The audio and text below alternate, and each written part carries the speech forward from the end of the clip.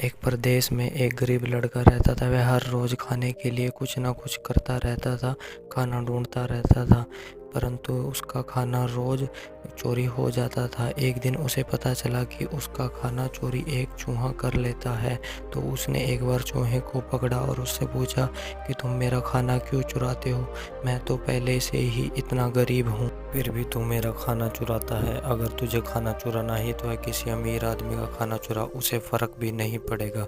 चूहा बोला कि तेरी किस्मत में कुछ ही चीज़ें लिखी हैं और तुझे वही मिलेंगी, भले ही तू कितनी कोशिश कर ले, कितना भी सामान इकट्ठा कर ले। यह सुनकर वो लड़का बहुत ज़्यादा अचंभित हुआ। ऐसा कैसे हो सकता है? तो चूहे ने कहा कि अगर तुम्हें जानना है कि तुम्हारी किस्मत में क्या लिखा है तो तुम्हें भगवान बुद्ध के पास जाना पड़ेगा, वही तुम्हें बता सकते हैं। वह लड़का भगवान बुद्ध से मिलने के लिए निकल पड़ा। रास्ते में बहुत रात हो चुकी थी, बहुत दूर तक वो चल चुका था। रास्ते में उसे एक हवेली मिली। हवेली को देखकर वह वहाँ से रुकने की इजाज़त मांगी, तो मालिक ने वहाँ रुकने की इजाज़त दे दी। तो रात को मालिक ने पूछा कि तुम इतनी रात को कहाँ जा रहे हो? तो उसने बताया कि मैं भगवान बुद्ध से मिलने जा रहा हूँ, अपनी किस्मत के बारे में जानने के लिए। तो हवेली वालों ने कहा कि क्या तुम भगवान बुद्ध से हमारा भी एक सवाल पूछोगे?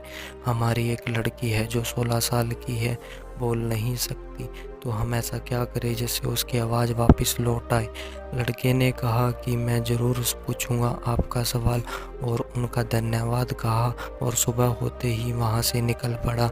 आगे रास्ते में बर्फ़ के बहुत बड़े बड़े पहाड़ थे, जिनमें से वह एक ही पहाड़ बड़ी मुश्किल से पार कर सका। लड़के को रास्ते में एक जादूगर मिला। जादूगर ने पूछा कि तुम कहाँ जा रहे हो? लड़के ने उत्तर देते हुए कहा कि मैं भगवान बुद्ध से अपनी किस्मत के बारे में जान। तो जादूगर ने कहा कि तुम भगवान बुद्ध से मेरा भी एक सवाल पूछोगे? मैं 1000 साल से तपस्या कर रहा हूँ ताकि स्वर्ग जा सकूँ। मेरे अनुभव के हिसाब से मुझे स्वर्ग चले जाना चाहिए था, तो मैं स्वर्ग जाने के लिए ऐसा क्या करूं? लड़के ने कहा ठीक है, मैं आपका सवाल पूछूंगा। उस जादूगर के पास एक छड़ी थी जिसकी सहायता से उसने उस लड़के को पहाड़ों के उस पार पहुंचा दिया। वह आगे बढ़ा तो उसके सामने एक बड़ी चुनौती थी। एक बहुत बड़ी नदी थी जिसको पार नहीं कर सकता था।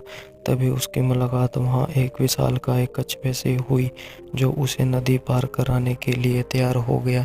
कछुए ने भी उसी से वही सवाल पूछा कि तुम कहाँ जा रहे हो?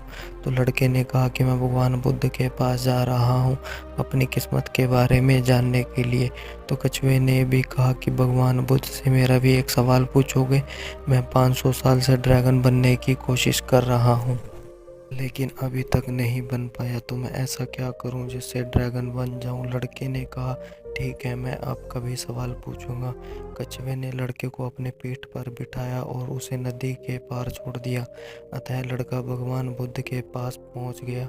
वहां बहुत सारे लोग इकट्ठा हो रखे थे। भगवान बुद्ध ने कहा कि मैं एक व्यक्ति के सिर्फ 3 सवालों का ही जवाब दूंगा। लड़का एकदम अचंभित हो गया, क्योंकि उसे 4 सवाल पूछने थे। वह सोचने लगा कि कौन से 3 सवाल पूछने चाहिए। उसने कछुए के बारे में सोचा, और कछुआ 500 सालों से ड्रैगन बनने की कोशिश कर रहा है, और वह जादूगर तो 1000 साल से स्वर्ग जाने की तपस्या कर रहा है, और वह लड़की तो बिना बोले अपनी ज़िंदगी कैसे गुजार सकती है। फिर उसने खुद के बारे में सोचा, मैं तो सिर्फ एक गरीब भिखारी हूँ, मैं तो भीख मांग कर भी अपनी ज़िंदगी गुजार सकता हूँ। पर कछुआ, जादूगर और वो लड़की, उनकी समस्या तो मेरी समस्या से बहुत ज़्यादा बड़ी है। इसलिए उसने उन तीनों के सवाल भगवान बुद्ध से पूछे। भगवान बुद्ध ने जवाब दिया कि वह कछुआ 500 सालों से ड्रैगन बनने की कोशिश कर रहा है, परंतु वह अपना कवच छोड़ने के लिए ही तैयार नहीं है। जब तक वह कवच नहीं छोड़ेगा तब तक वह ड्रैगन नहीं बन सकता। और वह जादूगर 1000 साल से उस छड़ी को अपने पास रखे हुए है।